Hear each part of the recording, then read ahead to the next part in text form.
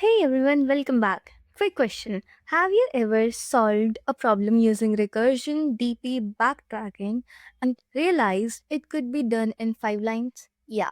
Today is one of those problems. We are doing Jump Game 1 and I'll show you how one variable solves the whole thing. So let's go. So let's see the problem setup.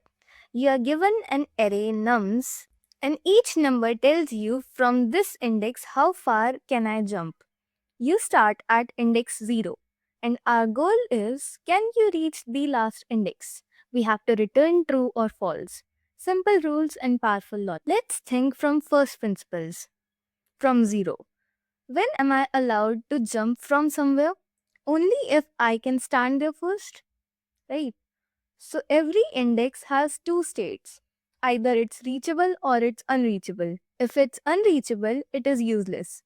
Now the second question is from index I, how far can I go? The answer to this question is I plus nums I because I is where am I standing and nums I is how many steps I can take. So I plus nums I equals to the farthest place I can land. This is the core formula. Now here's the 80-20 rule. 80% of this problem is solved by tracking just one thing, the farthest index reachable so far. We call this max reach. That's it. No recursion, no DP, no graph. Just one number. Think of it like expanding territory in a game. What is max reach? Now, max reach means how far can I go till now using all the jumps before this. Initially, max reach equals 0 because we start at index 0. As we scan the array, every index tries to extend its reach. Let's look at the example of this array 23114. So initially max reach is 0 and I is also 0 because we are standing on the first index. So 0 plus num 0 equals 2, right? So max reach is the maximum of what max is initially, that is 0 and 2. So obviously 2 is greater, so max reach becomes 2. Now the reachable zone becomes 0, 1, 2. Let's increase the index I. So now it becomes 1. 1 plus nums I equals 4. So max reach is the max of 2 and 4. Obviously 4 is greater, so max reach now becomes 4. Now we reach at the last index.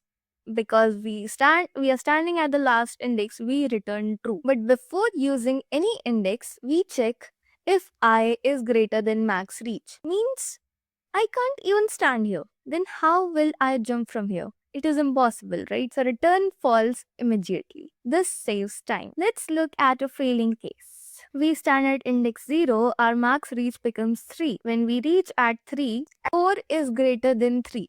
Blocked by wall at index 3. Game over, so we return false. You're understanding, right? When we take 3, we reach here. As this is 0, we cannot go anywhere from it. So last index is unreachable. Therefore, we return false. Now let's look at the Java code for this solution. First line says int max reach equals to 0.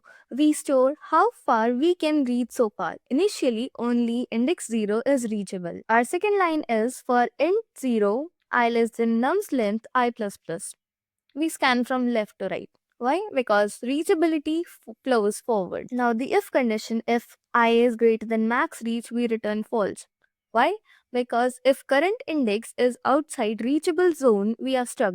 No future index can help. So it helps us to exit early and return false. Next line is max reach equals to mat.max of max reach in I plus nums I. We here can compute how far this index can jump, compare with previous best, and we keep the track of the maximum, and this expands the territory. At the end we return true because if we finish the loop and we never got stuck, so we reached the end. Let me give you a one line intuition. If I can reach index I, I'll try to jump as far as possible from I.